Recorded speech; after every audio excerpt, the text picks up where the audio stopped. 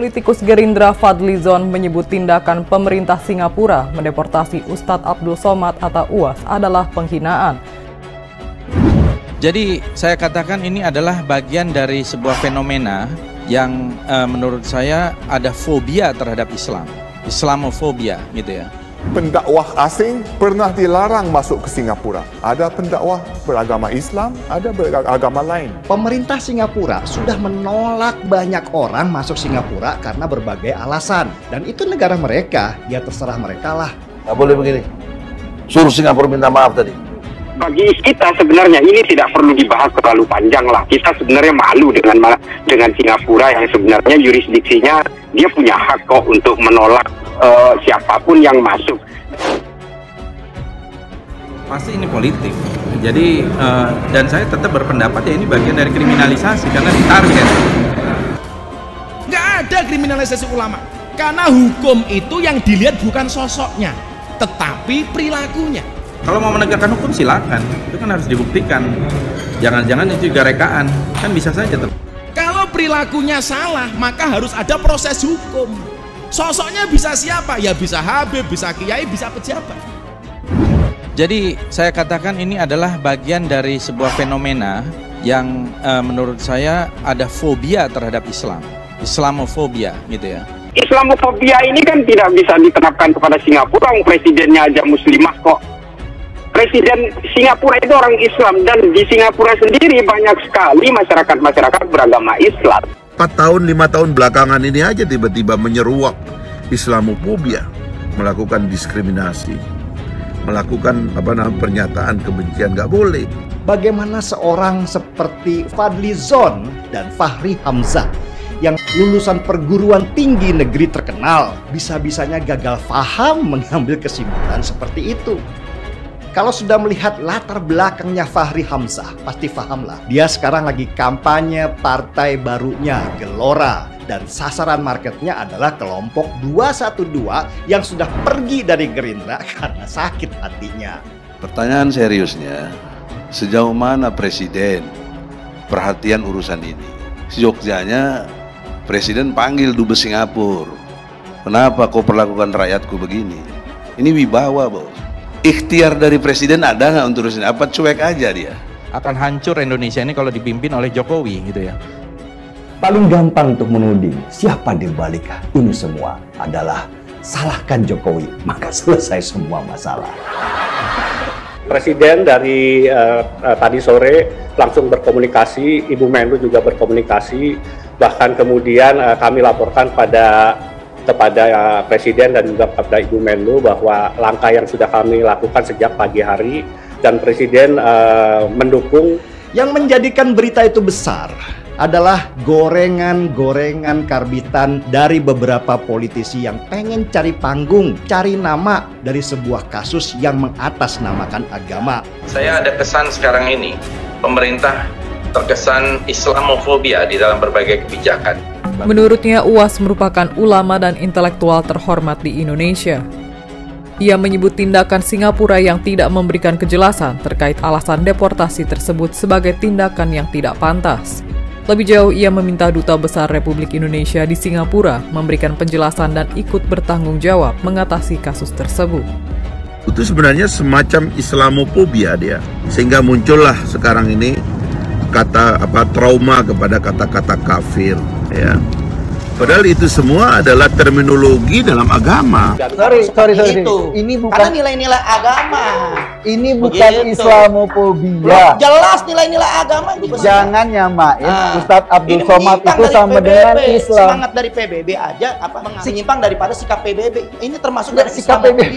Orang kita melihat Islam PBB itu punya sikap. Sikap PBB apa? Untuk yang masalah Islamofobia ini harusnya daripada teroris ini nggak benar.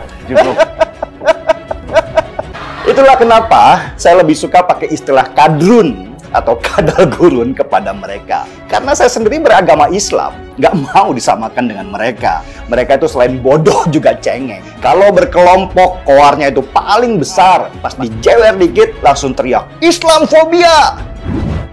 Wakil Ketua Umum Partai Gerindra, Fadly Zon, dan Wakil Ketua Umum Partai Gelora, Fahri Hamzah, kompak buka suara atas sikap pemerintah Singapura yang menolak Ustadz Abdul Somad atau UAS dengan alasan penceramah ekstremis. Keduanya satu pemikiran mengkritik sikap pemerintah Singapura yang menolak UAS ke negara tersebut. Kemendagri Singapura awalnya buka suara soal alasan menolak Ustadz Abdul Somad lewat rilis di situs resminya. Singapura awalnya menjelaskan soal kedatangan UAS di Terminal Feri Tanah Merah, Singapura pada 16 Mei 2022. Kementerian Dalam Negeri MHA memastikan bahwa Ustadz Abdul Somad Batubara tiba di Terminal Feri Tanah Merah, Singapura pada 16 Mei 2022. Ustadz Abdul Somad diwawancarai. Setelah itu, kelompok tersebut ditolak masuk ke Singapura dan ditempatkan di feri kembali ke Batam pada hari yang sama. Demikian pernyataan Kemendagri Singapura. Fadlizon lebih dulu menyoroti alasan Singapura menolak UAS. Dia menilai sikap Singapura terkesan memojokkan identitas UAS. Sikap Singapura yang menghakimi sepihak menunjukkan negara itu tidak dihormati hubungan bertetangga baik. Orang bisa berpandangan bahwa Singapura terpapar Islamofobia, bahkan rasis, kata Fadlizon pada wawancara pada Rabu 18 Mei 2022. Lebih lanjut, Ketua BKSAP DPR RI itu mempertanyakan hak Singapura mengadili Abdul Somad. Padahal, kata Fadlizon, selama ini UAS tak terlibat kasus hukum di tanah air. UAS dikenal sebagai seorang ulama terkemuka, intelek, dan berwawasan kebangsaan yang luas. Tak ada kasus hukum di Indonesia. Hak apa negara-negara itu menghakimi UAS, ujarnya. Ini pelecehan terhadap WNI, khususnya ulama Indonesia. Selain tak demokratis, sikap Singapura jauh dari spirit ASEAN. Ini juga berarti Indonesia semakin dipandang sebelah mata dan semakin tak berwibawa di ASEAN. Tak berselang lama, Fahri Hamzah juga turut membela UAS. Dia berang terhadap sikap pemerintah Singapura yang menolak UAS masuk ke negara tersebut. Negara seupil aja belagu, kata Fahri Hamzah, menyentil sikap Singapura seperti dalam keterangan tertulis DPP Partai Gelora. Fahri Hamzah menjelaskan lebih lanjut alasannya berang terhadap Singapura. Dalam cuitan akun Twitternya @FahriHamzah, dia menyebut sikap orang berhak melintas negara bahkan diatur dalam statuta ASEAN. Di alam demokrasi, melintas negara adalah HAM. Statuta ASEAN juga mengatur itu. Makanya nggak perlu visa. Negara tidak perlu menjelaskan kenapa seorang diterima karena itu hak. Tapi negara wajib menjelaskan kenapa seseorang ditolak, kata Fahri Hamzah. Tak cuma itu, Fahri Hamzah juga mengkritisi sikap keimigrasian Singapura yang justru mengurus persoalan ceramah hingga pandangan politik orang lain yang hendak berkunjung ke negara tersebut. Menurutnya, keimigranan hanya bertugas menjaga perbatasan dengan memastikan kelengkapan dokumen. Dalam prinsip keimigrasian, tugas penjaga perbatasan imigrasi hanya memastikan kelengkapan dokumen. Dia tidak memeriksa ceramah atau pandangan politik orang, apalagi yang disampaikan di majelis-majelis keilmuan. Makanya, perbatasan cukup pakai cap jari atau pengenal wajah, ucap dia.